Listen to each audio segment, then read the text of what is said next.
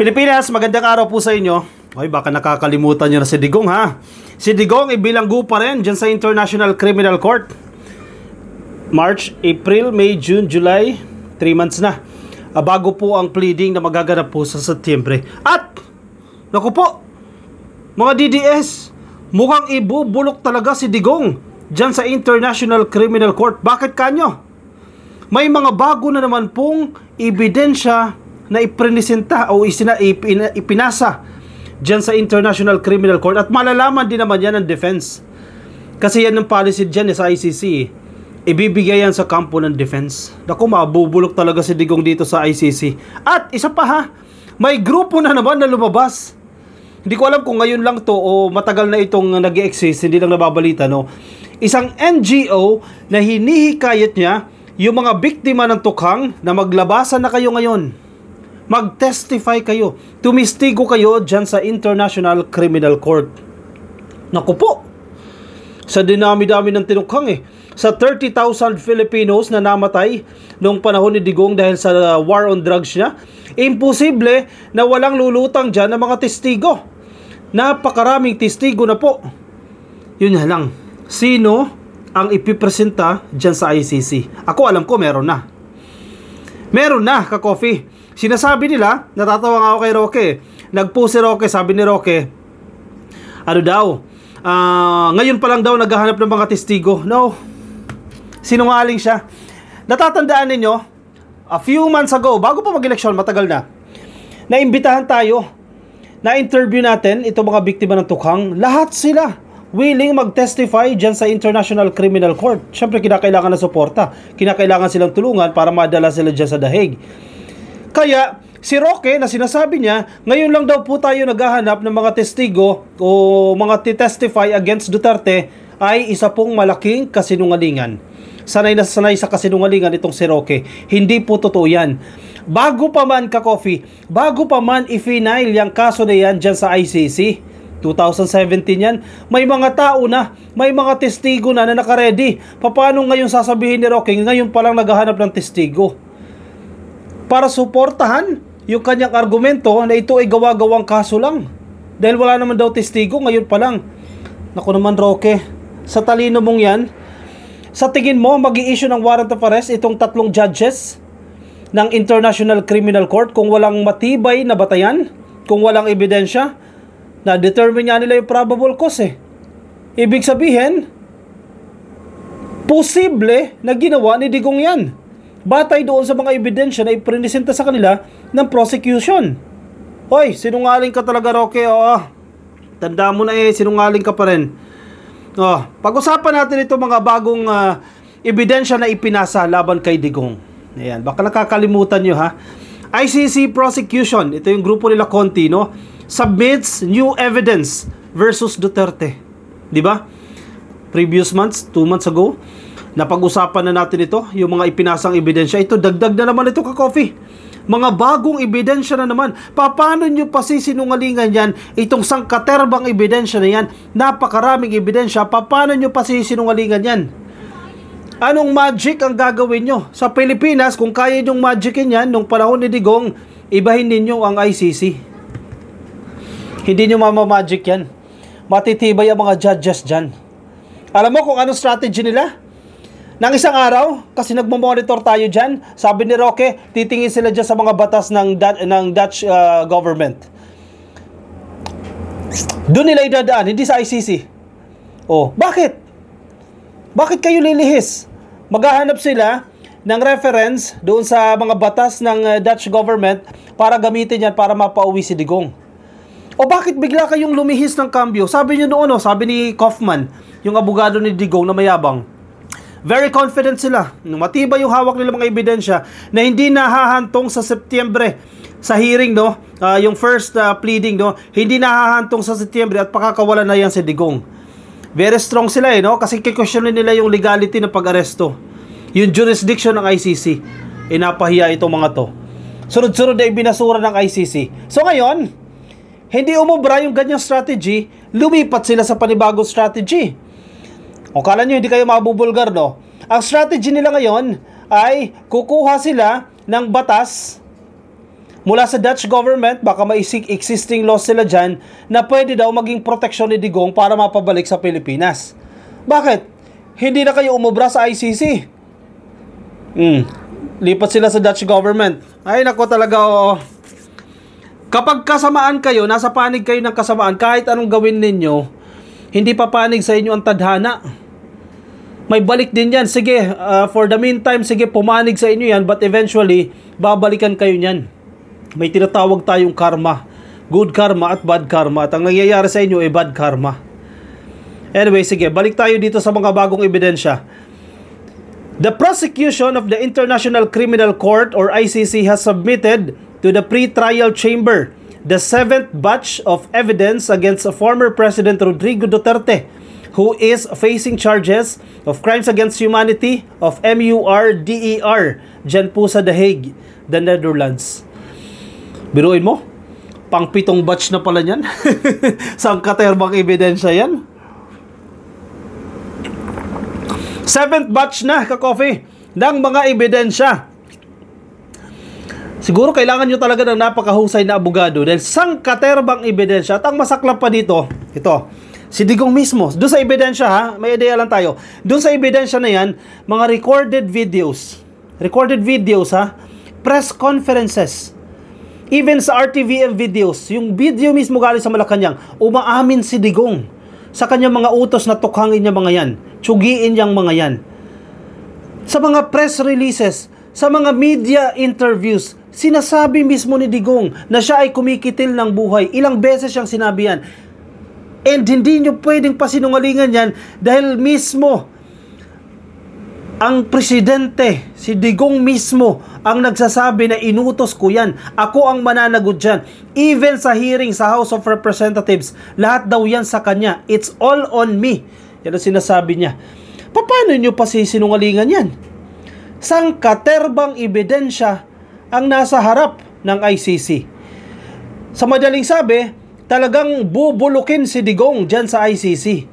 And si Digong, aminado na siya, sinabi niya mismo na tadhana niya yan, destiny niya yan. Siya ang gumawa ng kanyang tadhana, siya ang gumawa ng kanyang destiny. Dahil siya mismo umamin na pinatukhang niya, pinakitil niya yung mga tao na yan. At yan, pagdurusahan niya na. Pansinin niyo si Digong. Every time na may dadalaw sa kanyang pamilya, nakamonitor tayo ka-coffee. Every time na may dadalaw, sinong gigil na gigil? Yung kamag-anak. Yung mga supporters, yung gigil na makalabas si Digong. Pero si Digong, pansinin mo si Digong, base sa mga statement niya ha, according to his relatives, tadhana ito eh. Hindi siya nanlalaban. Hindi siya gigil na makalabas siya. Kasi alam niya na may ginawa siya. That's the point. Kasi kung ikaw alam mo na wala kang ginawa at kinukulong ka, manggagalaiti ka. Iko-call out mo yung sistema, iko-call out mo yung gobyerno ng the Netherlands. Bakit nyo ako kinulong dito? Wala kayong jurisdiction. Yan yung mga statement na maririnig natin sa kanya. Pero hindi. Ano sinasabi ni Digong? This is my destiny. Kasi alam niya sa sarili niya na ginawa niya yung pagkitil ng buhay. Hindi isa, dalawa, tatlo, hindi apat. Umabot ng 30,000. Alam niya eh. Kaya hindi siya nanggagalaiti na makalabas eh. Feeling ko nga, tanggap niya na dyan na siya mamatay sa loob ng kulungan. Pero yung mga supporters, mga kamag-anak, gigil na gigil. Hanap ng masisisi. Yung tao nga eh, okay na sa kanya, destiny na yan eh. Di ba?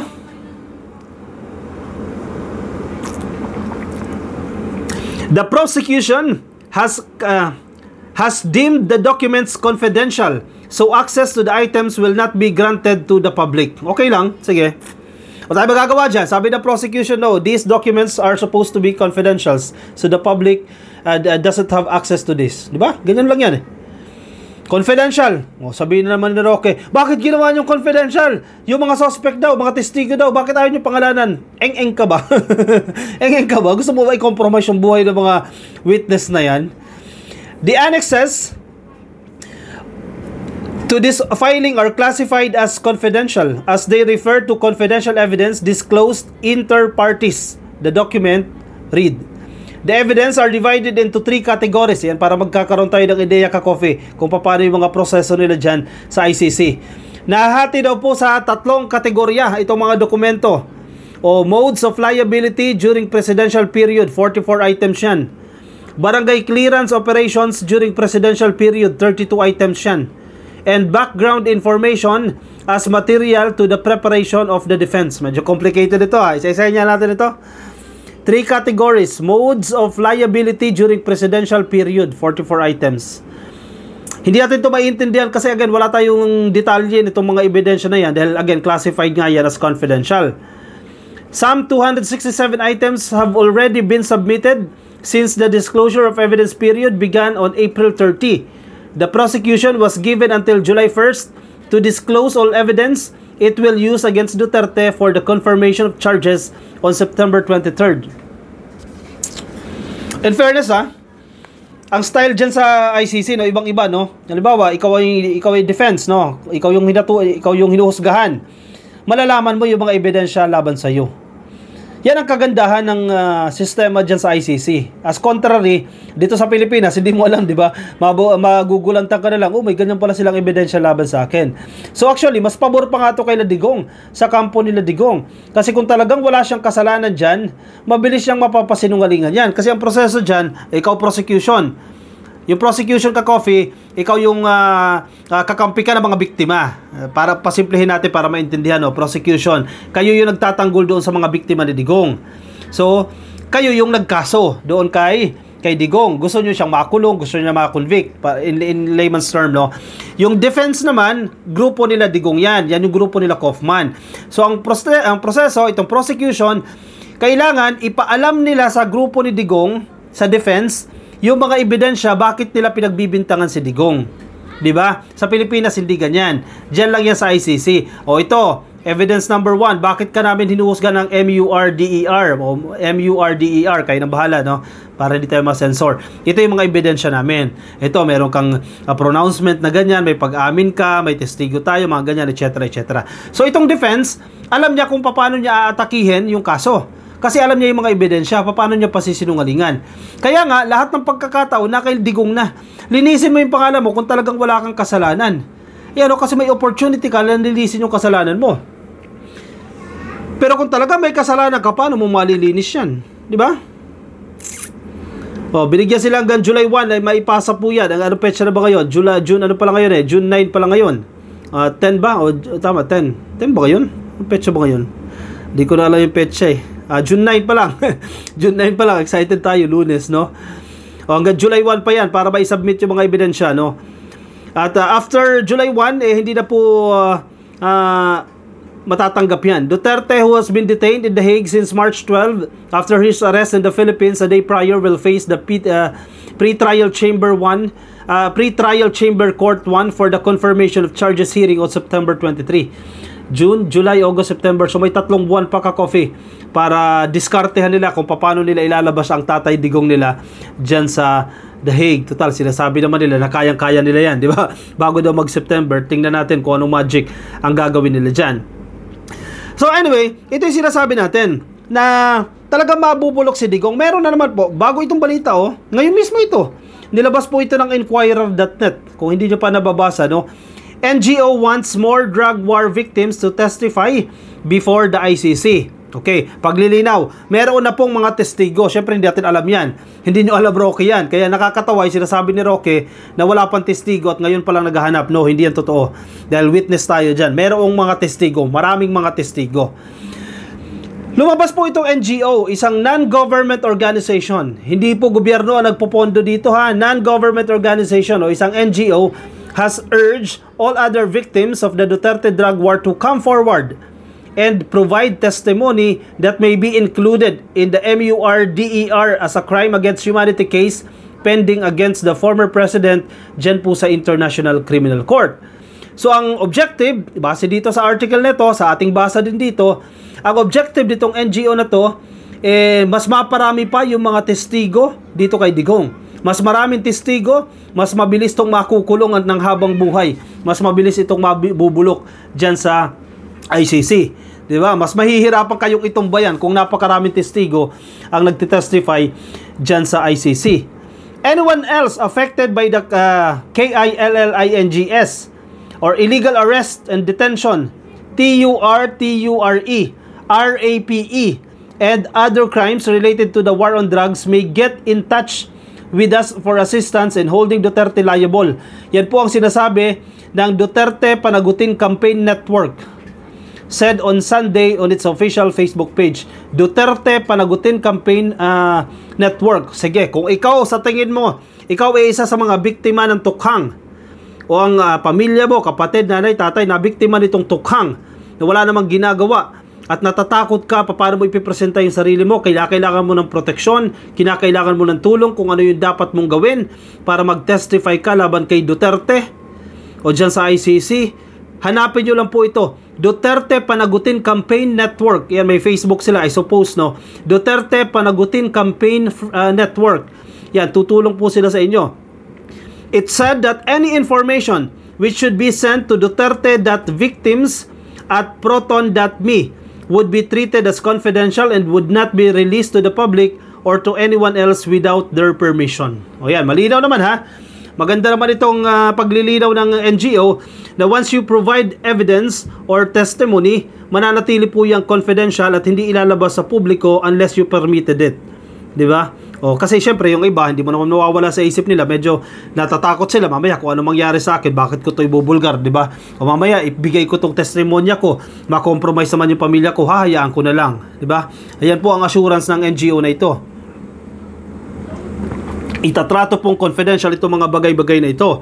The NGO said there was still a chance the testimony to be given would be used in the ICC case against Duterte if the witness is a relative or close friend of a drug war victim or was personally affected by the KILLINGS.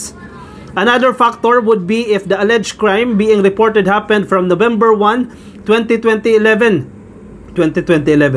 November 1, 2011 and March 16, 2019 in the Philippines, from the time Duterte served as Davao City Mayor until the first half of his presidency. O yan, mas malaki pala ang chance na mas matatanggap ng ICC ang mga testimonya na yan kung ikaw ay kamag-anak, no, o kung ikaw ay mismo ay apektado ka nitong tukhang na to na pinaggagawa ni Digong.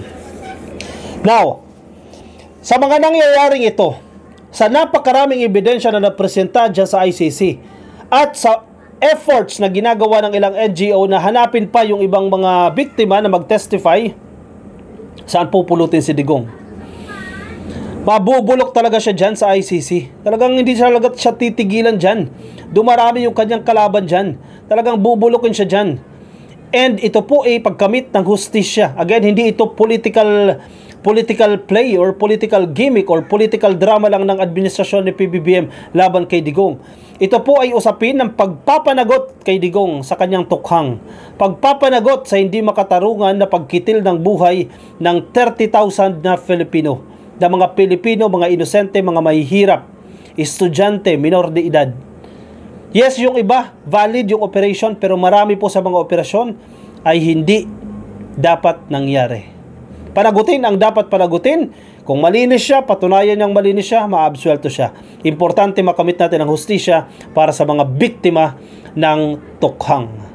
O siya, sige. Baka meron po kayong komento, opinion, reaksyon, ilagay dyan sa ating comment section, no? Para mababasa rin po yan ng iba natin mga ka-coffee. Yung mga nasa Facebook, pasuyin na lang please, like and follow. YouTube, subscribe. TikTok, subscribe na rin po kayo. At magkita-kita tayo ka-coffee sa ating susunod na videos. Maraming salamat po sa mga sumama. Ingat po kayo, nasaan man po kayong panig ng daigdig at kape tayo. Bye-bye.